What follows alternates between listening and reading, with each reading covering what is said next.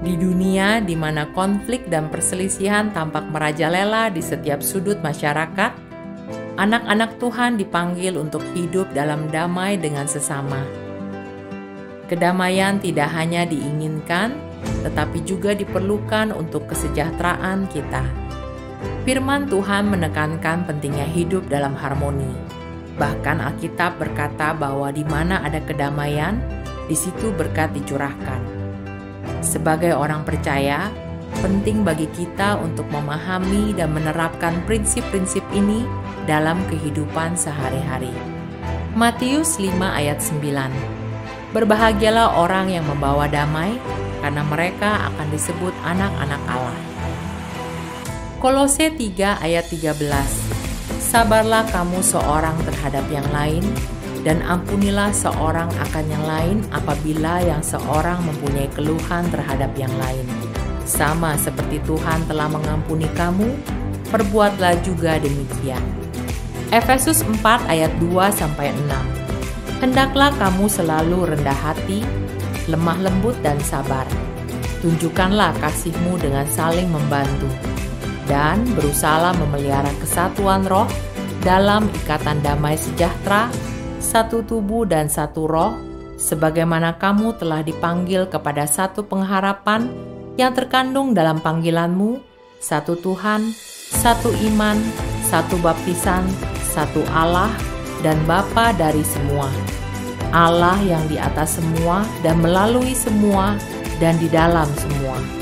Mazmur 133 ayat 1-3. Sungguh alangkah baiknya dan indahnya apabila saudara-saudara diam bersama dengan rukun, seperti minyak yang baik di atas kepala meleleh ke janggut, yang meleleh ke janggut Harun dan ke leher jubahnya, seperti embun gunung Hermon yang turun ke atas gunung-gunung Sion. Sebab kesanalah Tuhan memerintahkan berkat, kehidupan untuk selama-lamanya. Efesus 4 ayat 31-32. Segala kepahitan, kegeraman, kemarahan, kegaduhan, dan fitnah hendaklah dibuang dari antara kamu. Demikian pula segala kejahatan.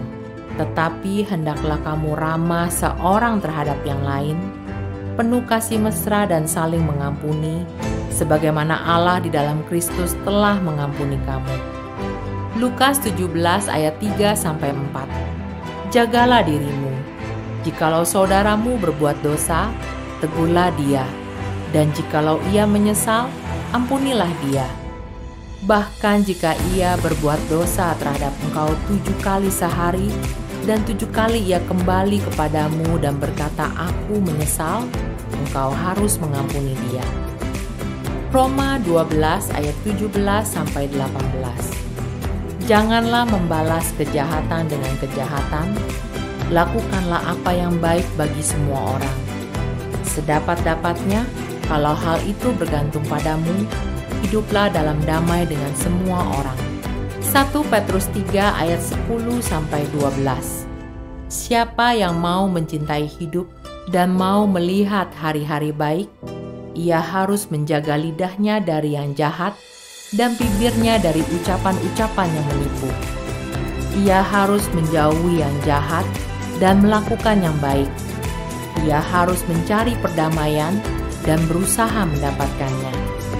Sebab mata Tuhan menentang orang-orang yang berbuat jahat.